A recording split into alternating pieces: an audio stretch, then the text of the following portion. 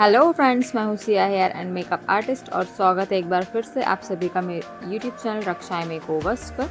और आज मेरा डे 2 है जिसमें मैं आपको एक ग्लॉसी सा मेकअप क्रिएट करके बताऊंगी।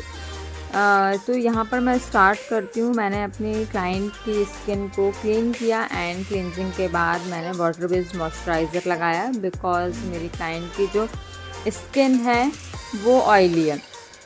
और बहुत ही अच्छे से मॉइस्चराइज़र को लगाने के बाद यहाँ पर मैंने सिलिकॉन बेस्ड प्राइमर का यूज़ किया उनके फेस पे।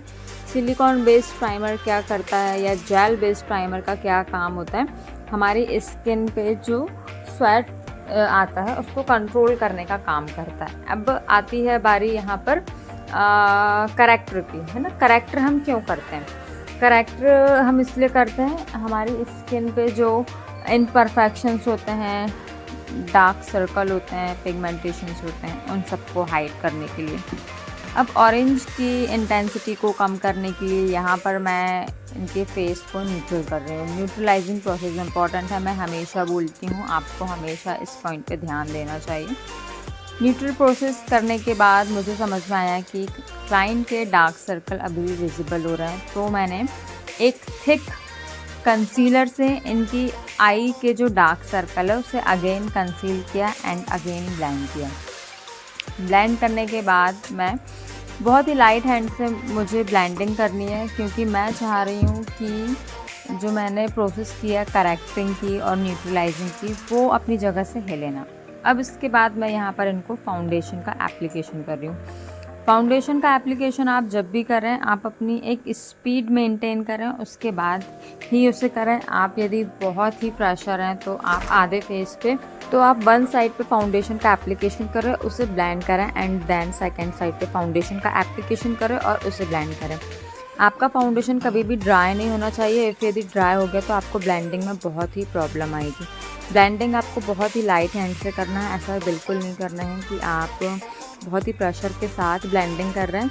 नेक को भी कवर कर रहे हैं। ब्लेंडिंग करने के बाद आपको पूरे फेस पे अच्छे से देखना है कहीं कुछ रह तो नहीं गया। मोस्टली अंडर आई जिसकी बहुत ही डीप होती है वहाँ पर कुछ फाउंडेशन रह जाता है। नोज़ का जो एरिया होता है वहाँ पर फाउंडेशन अच्छे से ब्लेंड नहीं हो पाता है। फाउंडेशन को बहुत ही अच्छे से ब्लेंड करें और उसके बाद यहाँ पर मेरा ये बेस रेडी हो गया है। अब मुझे बस इनके हाई पॉइंट्स को हाईलाइट करना है। हाई पॉइंट्स को हाईलाइट करने के लिए अगेन मैंने यहाँ पर जो इनका हाई पॉइंट्स के जो एरिया हैं उन्हें हाईलाइट मारने के लिए हम मोस्टली हाई पॉइंट्स को हाईलाइट करते हैं।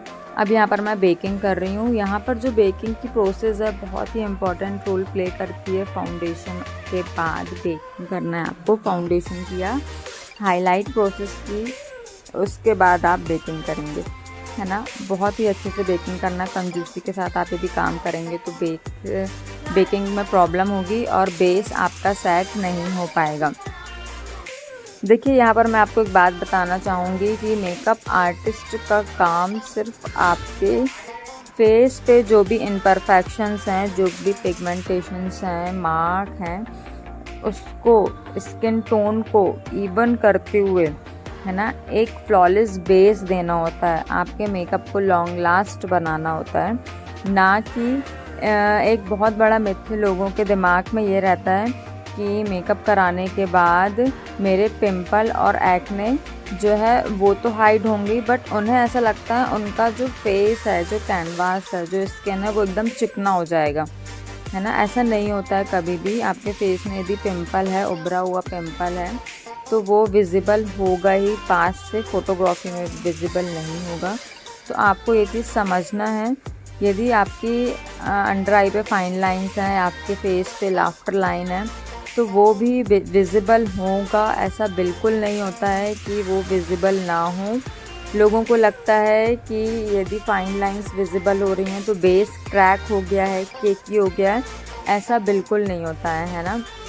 फेस पे जब एक बार बेस सेट हो जाता है तो यदि फेस पे फाइन लाइंस है, एक्ने है, पिंपल है, तो वो उभरी हुई जो जगह है, फाइन लाइंस की जो फाइन लाइंस दिखती हैं, वो सब कुछ दिखता है as it is, because we are makeup artist. हम मेकअप आर्टिस्ट हैं, हम सर्जन नहीं हैं। यदि आपको पिंपल की प्रॉब्लम है, यदि आपको फाइन लाइंस की प्रॉब्लम है, तो इसके लिए आप डॉक्टर से कंसल्ट करें, है ना। स्किन के जो डॉक्टर होते हैं, डर्मेटोलॉजिस्ट जो होते हैं, आप उनसे कंसल्ट करें।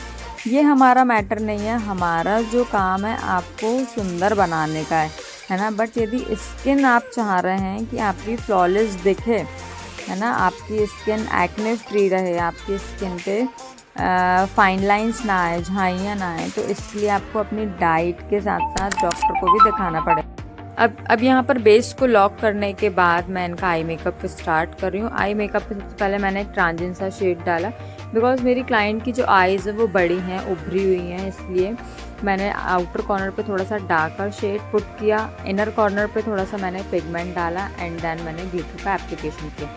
अब ग्लिटर एक बहुत ही इंटरेस्टिंग रोल प्ले करता है मेकअप में। सभी को चाहिए होती है ग्लिटरी आईज़, बट मैं आपको बता दूं कि ग्लिटरी आईज़ हर किसी को हम नहीं दे सकते, हर किसी के आईज़ पे हम ग्लिटर पुट नहीं कर सकते।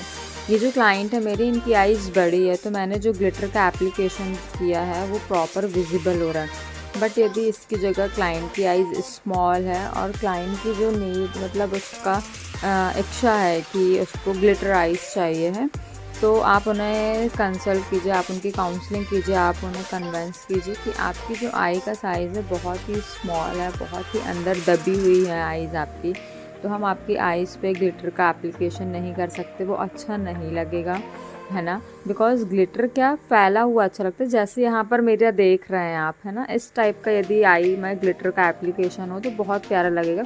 बट यदि स्मॉल आईज़ पे करेंगे तो वो फैल नहीं पाएगा। कहने का मतलब कि एक ही जगह इकट्ठा हो जाएगा वो, तो इससे क्या होगा, मेकअप आपका ख़राब लगेगा, आई मेकअप में आपका फ्लॉलेस लुक क्रिएट नहीं होगा। तो आप हमेशा ये बात ध्यान रखें, जब भी आपकी क्लाइंट कुछ ऐसी रिक्वायरमेंट करता है तो आप उसे काउंसिल कीजिए, उसे कन्विंस कीजिए।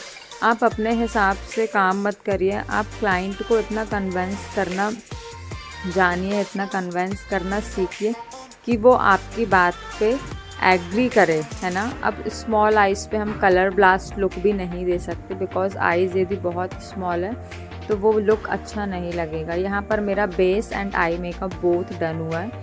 अब मैं आई ब्रोज की बात करूँगी। आई ब्रोज आपको हमेशा क्लाइंट का जो हेयर है उससे बस 1 शेड हल्का सा डार्क ही रखना है, बहुत एकदम जेड ब्लैक नहीं करना है। आप ऐसा करोगे तो पूरा मेकअप आपका ख़राब लगेगा, क्लाइंट बहुत अजीब सी लगने लगेगी, है ना, उसको खुद अपना फेस देखने में अच्छा नहीं लगेगा। तो उसका जो रियल टोन है हेयर का, है ना, रियल कलर है, उससे बस 1 शेड डार्क रखें, डार्क ब्राउन दें, लाइट ब्राउन दें, है ना, बट जेड ब्लैक कभी भी ना दें, ये बिल्कुल भी अच्छा नहीं लगता है।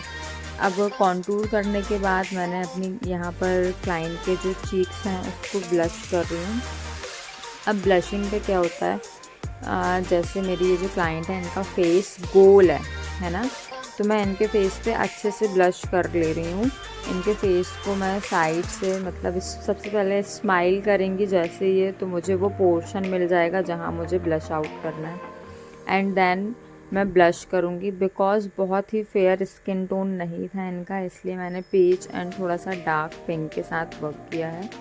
स्किन टोन के हिसाब से भी ब्लशर किया जाता है। यदि आप मेरी ऑफलाइन क्लासेस अटेंड करना चाहें तो आप वो भी कर सकते हैं। वीडियो पे मैंने नंबर को मेंशन कराया है, उसमें मैं काफ़ी सारी चीज़ें डिटेल में बताती हूँ, किस स्किन टोन पे किस टाइप का ब्लशर जाएगा, किस स्किन टोन पे किस टाइप का फाउंडेशन जाएगा।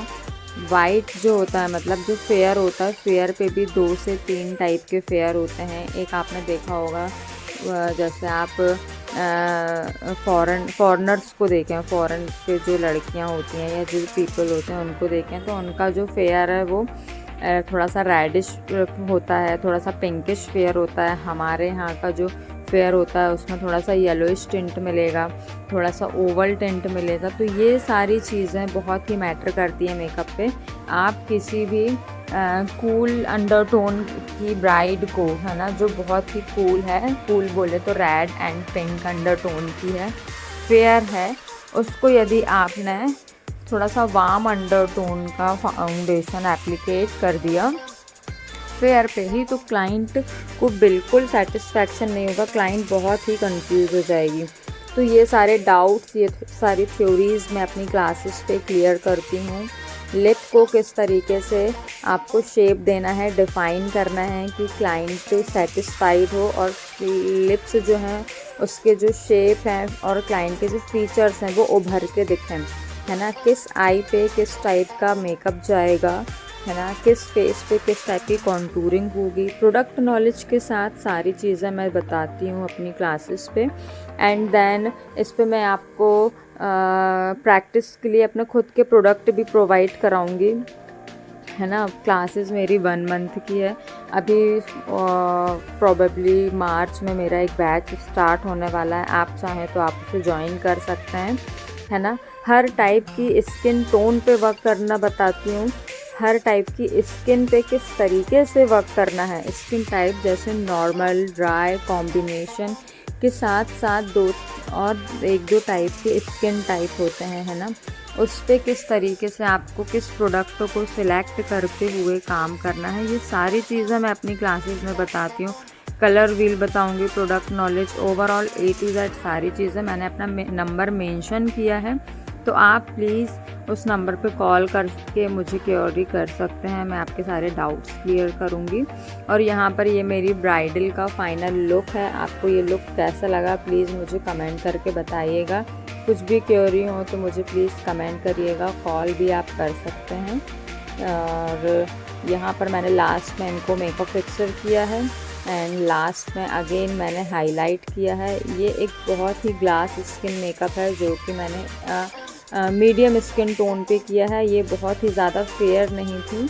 और आपको ये लुक कैसा लगा, आपने अभी तक मेरे चैनल को सब्सक्राइब नहीं किया है तो सब्सक्राइब करें, वीडियो को शेयर करें, लाइक करें। Thank you for watching, bye bye.